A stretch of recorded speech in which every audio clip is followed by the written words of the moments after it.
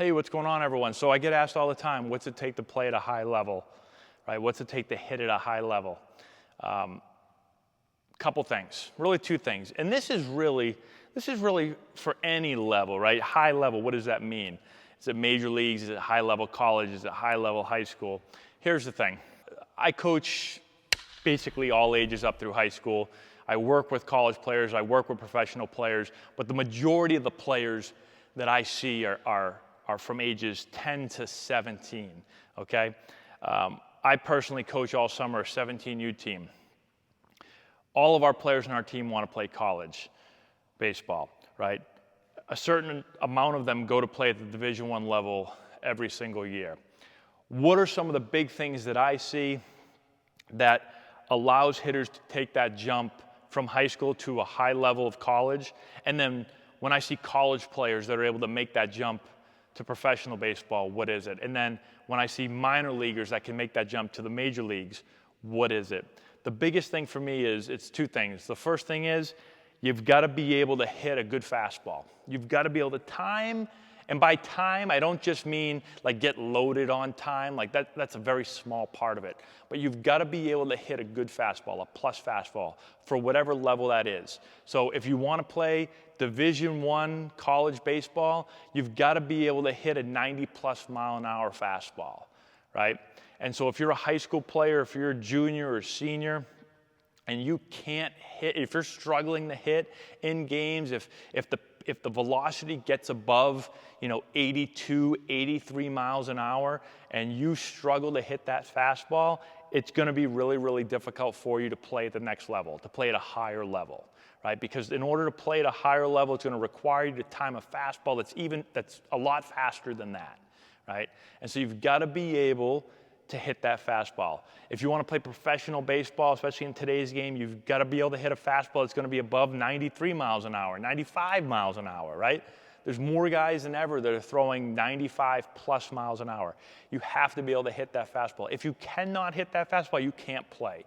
No one in the big leagues, or I'd say very, very few players in the big leagues, unless you're there for extreme defensive purposes, those players can all hit hard fastballs, the hardest fastball that you can see. Now, I'm not saying if the guy's throwing 103, you're going to square the fastball up every single time, but they can all hit plus velo.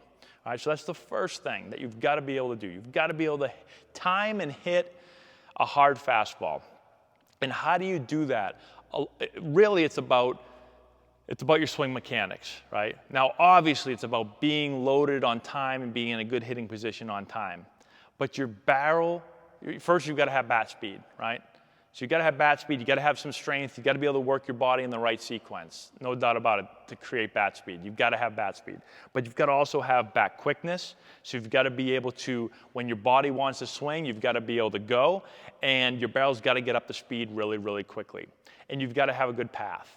So you've got to be from the inside, and your barrel's got to turn back, right? So my barrel's got to make this move from the inside and deep so I can get in the zone early and from the inside, right? If you do all that, if you have bat speed, you have bat quickness, and you have a really good path, you should be able to hit a plus fastball. Now, again, the bat speed part of it, right? We talked about mechanics right there, but there's strength involved too, and being an explosive athlete.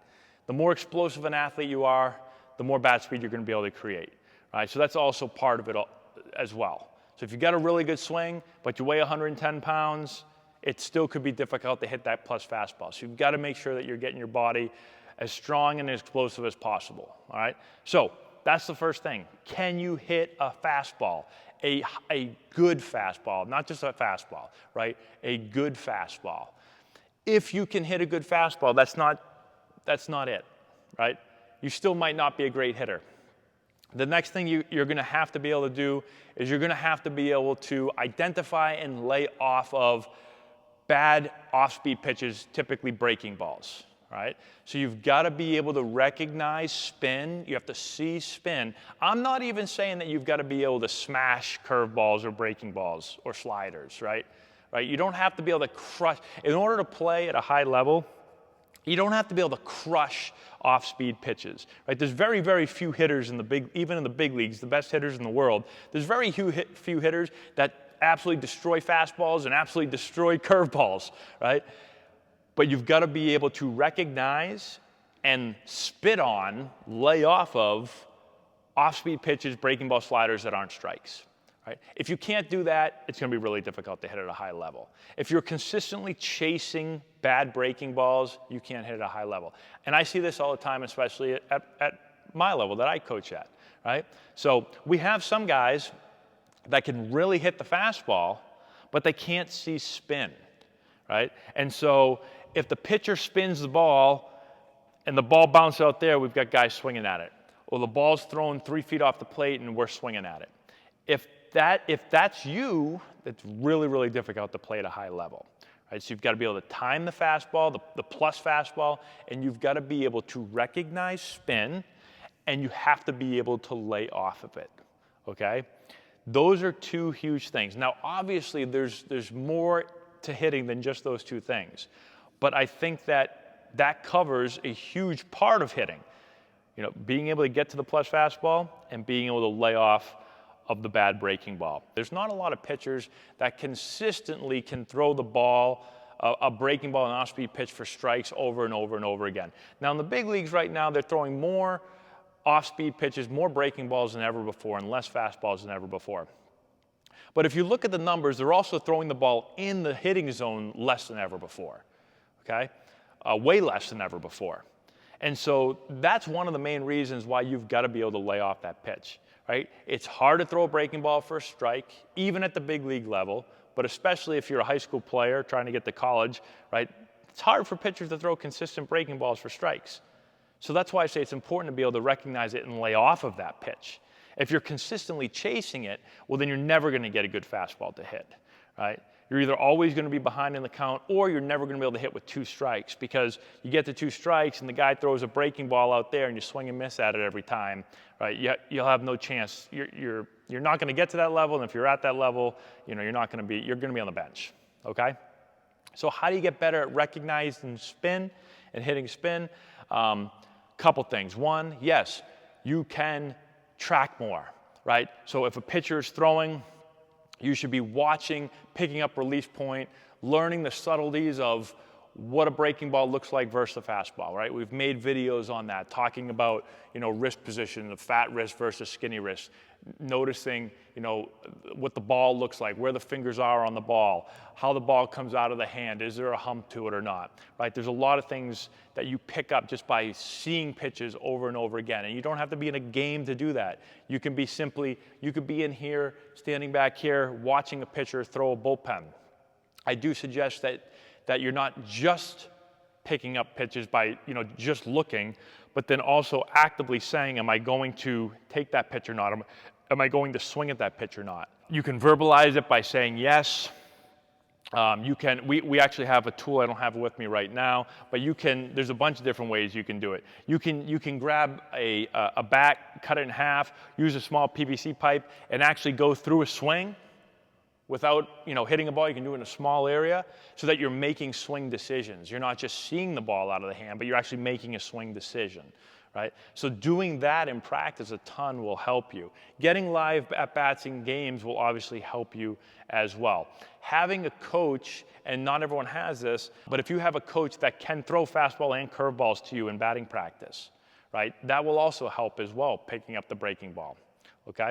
So all ways to work on seeing spin and making swing decisions.